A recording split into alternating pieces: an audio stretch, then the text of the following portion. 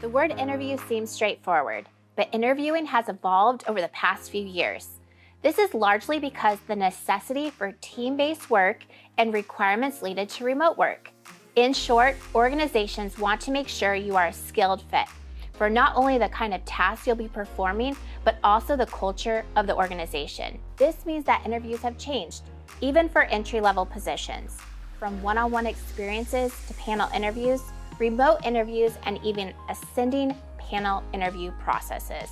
For some job seekers, the most daunting part of the job search is the interview process. This is understandable, but it's worth noting that landing an interview is a significant achievement only afforded to a very small group of applicants. If you receive an interview invitation, don't squander the opportunity. Instead, prepare in advance to make a lasting impression. Even if you don't get the job offer, every interview is excellent practice and a networking opportunity that could lead to something else down the road. No matter your experience level, education, or intended profession, there are common interview techniques and tips that can help you make a great impression. First, regardless of the interview format, make sure you research the company. You don't need to know every detail of the organization, but you should do your due diligence. In the interview, you'll need to explain what you bring to the table, and if you don't know what the company does, you won't be able to properly articulate your value to the organization. You should also fully review the job description and think about what types of questions the recruiter or hiring manager may ask you in the interview. Be prepared with some talking points that will showcase your knowledge of the role and the organization. You can and should review some of the most common interview questions, but don't have cookie-cutter answers. In the interview, you need to be able to articulate your unique why.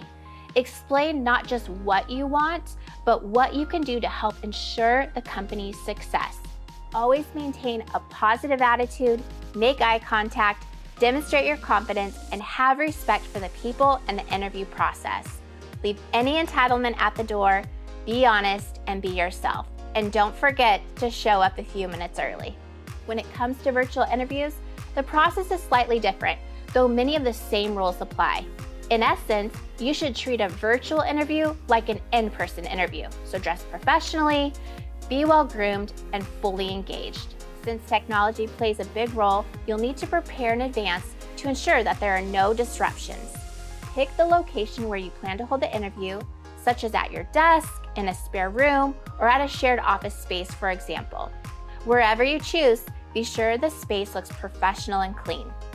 Use a space with a white or basic background and steer clear of windows because the lighting may be impacted and could distract you or the interviewer.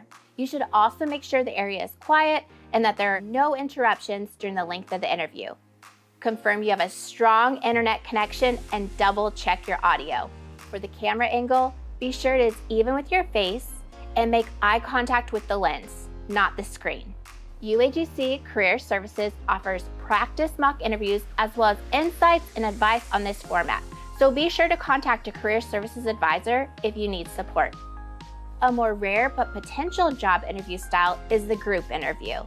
In these types of interviews, multiple candidates are interviewed together at the same time, and it's a test of your confidence, poise, and how well you interact as a team.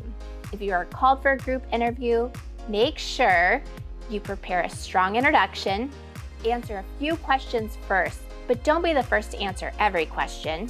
Showcase your unique personality, be yourself, stay calm if someone gives a similar answer to yours, and express interest in the other candidates. Panel interviews are also growing in popularity, and though most of the same principles apply, there are a few specific things to keep in mind. In addition to researching your interviewers ahead of time, it's important to engage the full panel with your responses and mold your answers to include each person, not just the question asker. Be mindful of your body language and maintain eye contact with everyone, not just the person with the highest ranking position or who seems like the main decision maker. To survive the firing squad style interview, don't rush to answer. Make your point clearly and be brief, because you may get asked a follow-up question before you've even finished responding to the first one. Speaking of follow-up questions, prepare some of your own. Always end your interviews by reiterating your interest in the job. Explain that after learning more about the position, you are more convinced than ever that you would be an excellent fit. Leave no doubt in the interviewer's mind that you would welcome a job offer. Finally, send a thank you note to whomever participated in the interview. This simple yet often overlooked gesture is a great way to show your appreciation and offer one final opportunity for the hiring manager to remember you. Being invited to an interview is a clear sign that the company is legitimately interested in you as a candidate. Usually, the interview is the last step before a job offer is extended, and it can make or break your chances of landing the job. So preparation is key. If you need help preparing for your next interview, email careerservices@uagc.edu to speak to a career services advisor.